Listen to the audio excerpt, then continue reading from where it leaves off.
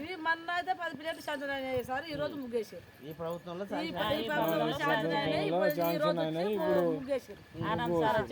దాదాపు 10 ఏళ్ల నుంచి మీరు ఓట్లు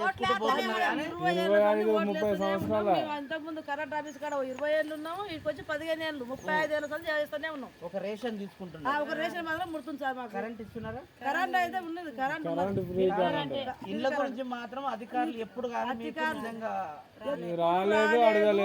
ఓట్లప్పుడు వచ్చిండ్రు. ఇంత మందో పైసలు ఇచ్చిర్రు, ఓట్లు వేయించుకున్నారు. అంతేగాని ఇవాళ ఇల్లు గుడిసెనాలు ఉండ్రు, ఈ ఇల్లు ఇస్తాము, వీళ్ళకి ఇల్లు కట్టిస్తాం అనే మాట ఎవరు మాట్లాడలే రాలే. నీకు ఎంతమంది పిల్లలు? నాకు 4. నువ్వేం చేస్తావు? ఏం చేస్తాం సార్? కూలి పోతాం. మీ ఆయన?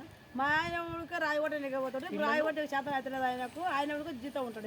పిల్లలు ఏం చదువుతారు? పిల్లలు చదివిరు. పిల్లలు 10 చదివిరు. వాళ్ళకి పెళ్లిళ్ళు అయినాయి. కానీ గుడిసెల్నే మరి వర్షాకాలం ఇబ్బంది కాదమ్మా? ఇంకా వర్షాకాలం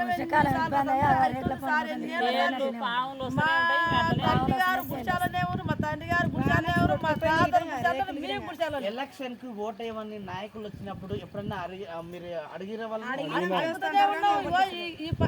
మన ప్రభుత్వం వస్తుంది. మన ప్రభుత్వం వచ్చినప్పుడు మాకు ఇల్లు కట్టిస్తాం, మీకు గుడిసెలునే ఉన్నాయి. ఇదంతా సమస్యలు లేకనే ఉంటాయి. మీకు ఒక రేంజ్ తీసుకొస్తాం, మంచి ఇల్లు కట్టిస్తాం.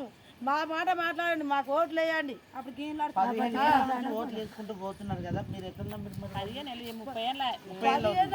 చెప్తుండ్రు. అప్పుడు చెప్తుండ్రు మేము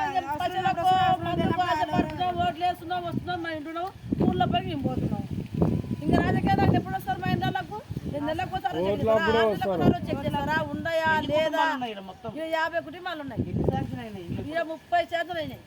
ఇంకా 20 కుటుంబాలకు రావాలి. 30 మందికి న్యాయం జరుగుతుంది. 30 మందికి న్యాయం జరుగుతుంది. 20 మంది ఉన్నారు. 20 మంది జాయిలు అన్నలు